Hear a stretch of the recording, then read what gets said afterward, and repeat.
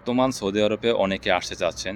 তো বাংলাদেশ থেকে ঠিক আছে, আপনার জায়গা জমি বন্ধক রেখে, বিটে বাড়ি বন্ধক রেখে, স্ত্রীর গহনা বিক্রি করে বা মাহার গহনা বিক্রি করে বা বোনের গহনা বিক্রি করে বা ব্যাংক থেকে মোটা অঙ্কের ঋণ নিয়ে বা সুদের উপরে চড়া সুদের উপরে আপনার টাকা নিয়ে তারপরে আপনার সৌদি আরবে আসতেছেন। কিসের জন্য?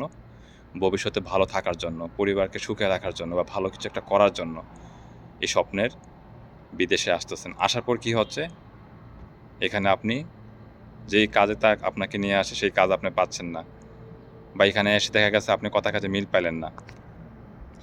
তো এই হচ্ছে পরিস্থিতি। তো এখানে আসার পর বিষয়টা হচ্ছে কি, সৌদি আরবে বর্তমান অবস্থা হচ্ছে এতই খারাপ যে এখানে যারা পুরানা বাংলাদেশি আছে বা যারা পুরানা প্রবাসীরা আছে তারাই কিন্তু কাজ পাচ্ছে না।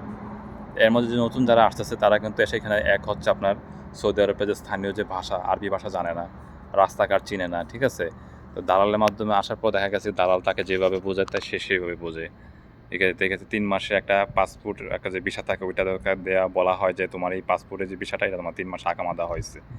আচ্ছা, এটা কি ভাই কোনো ৩ মাস আকামা হইছে? এটা হচ্ছে পাসপোর্টের একটা ভিসা ৩ মাস তার ডিউরেশন থাকে। মানে ৯০ দিনের মেয়াদ থাকে। কিন্তু এটাই তাকে ভুল ভুল বোঝানো হয় যে এটা তোমার ৩ মাসের আকামা। এই ৩ মাসের আকামা শেষে তোমাকে আমরা আবার আকামা বানায় দিব। তো এখন দেখা গেছে এবার সৌদি আরবে বর্তমান অবস্থা খুবই খারাপ। আপনারা যারা দালালের মাধ্যমে আসবেন বা বাংলাদেশে বিভিন্ন শত, শত এজেন্সি আছে। অনেক এজেন্সি আছে যেগুলো আসলে তাদের কোনো প্রপারলি সরকারি কোনো লাইসেন্স নাই। তো এই এজেন্সির মাধ্যমে আসার পর বা দালালের মাধ্যমে আসার পর আপনি এখানে প্রতারিত হচ্ছেন। ঠিক আছে? অনেকে আমাকে মেসেজ করেন, "ভাই একটা কাজ দেন।" আসলে বর্তমানে ভাই কাজের এতই সংকট, মানে কাজের তুলনায় লোকের সংখ্যা বেশি, ঠিক আছে? আমি সবসময় আমার ভিডিওতে আমি প্রত্যেকবার বলে থাকি যে, "ভাই আপনারা যারা সৌদি আরবে আসবেন ভেবে চিন্তে তারপরে জেনে শুনে তারপর আসবেন।" কারণ সৌদি আরবের অবস্থা খুবই খারাপ।